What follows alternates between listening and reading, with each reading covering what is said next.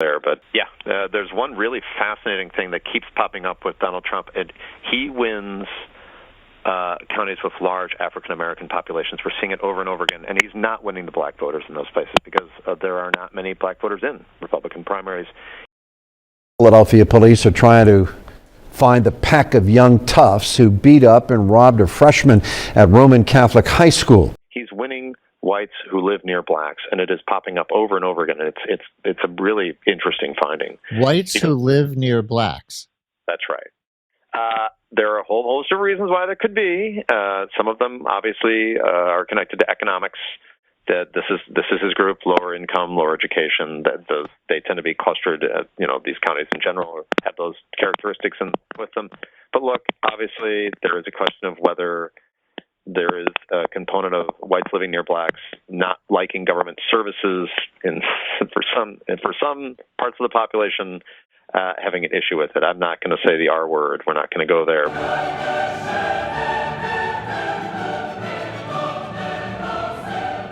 I'm not going to give you the R word, he says, because before a psychological researcher can put the carve the red R on your forehead, they have to give you a test. I'm not kidding.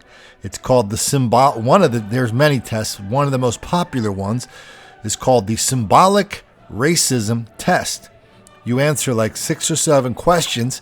Depending on how you answer them, that determines whether you are a racist and unfit for this society, or you're the opposite and you have a good heart and you love all of God's creatures.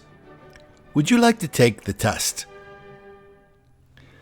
You can find the test online anywhere. It's called Symbolic Racism Test. And the version I have, it's a little hard to read, so I can't put the whole thing up all at once, but I'll read it. I'll give you a couple questions. It's really a matter of some people not trying hard enough. If blacks would only try harder, they could be just as well off as whites. So you either agree, somewhat disagree, strongly disagree, or strongly agree. Okay, 4 choices. Let me give you another question. Irish, Italian, Jewish, and many other minorities overcame prejudice and worked their way up.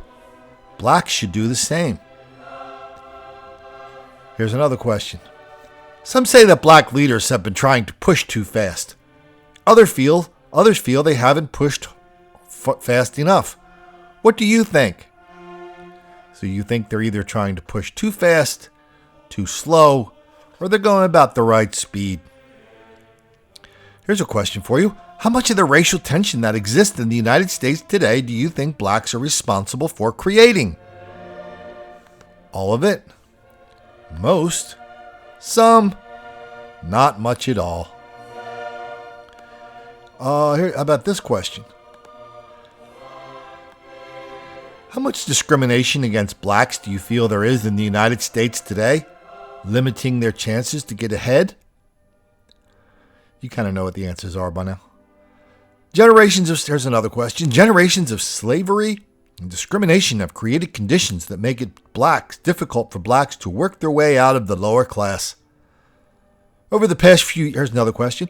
Over the past few years, blacks have gotten less than they deserve. Here's another question. Over the past few years, blacks have gotten more economically than they deserve. So the answers are simple, right? If you believe in affirmative action, if you believe in racial quotas, if you think that black people are relentless victims of relentless white racism all the time, everywhere, that explains everything, especially why cops are always picking on black people for no reason whatsoever. If you believe in all those things, you're going to answer the questions one way and you are going to be in the clear. But if you believe that racial quotas are bad, if you believe that affirmative action is really bad, if you believe that cops are not picking on black people for no reason whatsoever, and that black on white crime is wildly out of proportion, as is black crime against whites, Asians, old, young, gay, straight, men, women, if you think that's wildly out of proportion, you're going to answer this questionnaire another way. And when you answer these 8 questions, at the end of the day, end of the test, you are going to be labeled a racist. Now, so that's how you do it. So if you look in the story, so they use this test to test everything else, right? They'll go, okay, so If you're a racist, that means you don't like gun control. The chances are the people who on the other end of the spectrum will say, oh yeah, I think we need gun control. And that's how they test for the R word. You know, when we were growing up, we would hear these stories about how they did things in the Soviet Union. And we would hear they ran these mental hospitals. If you took a test and you didn't believe communism was the greatest thing, if you didn't believe Stalin was fantastic, Lenin was God, Brezhnev was a hero, Khrushchev was a god, a prince, they'd put you in a mental hospital or a gulag. And we used to think, at least I used to think, like, man, that's crazy. We can never let anybody do that here.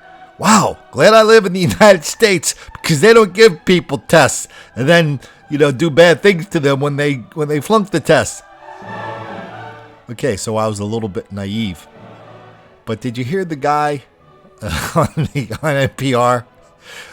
So this guy, he did a major poll, and it was in the Washington Post, ABC. There's both outlets did stories on it. I think it's called the Trumpification of the voters.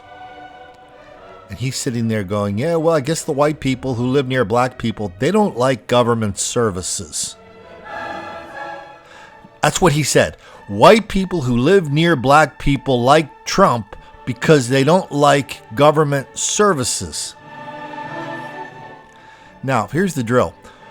All the time we're hearing that, racial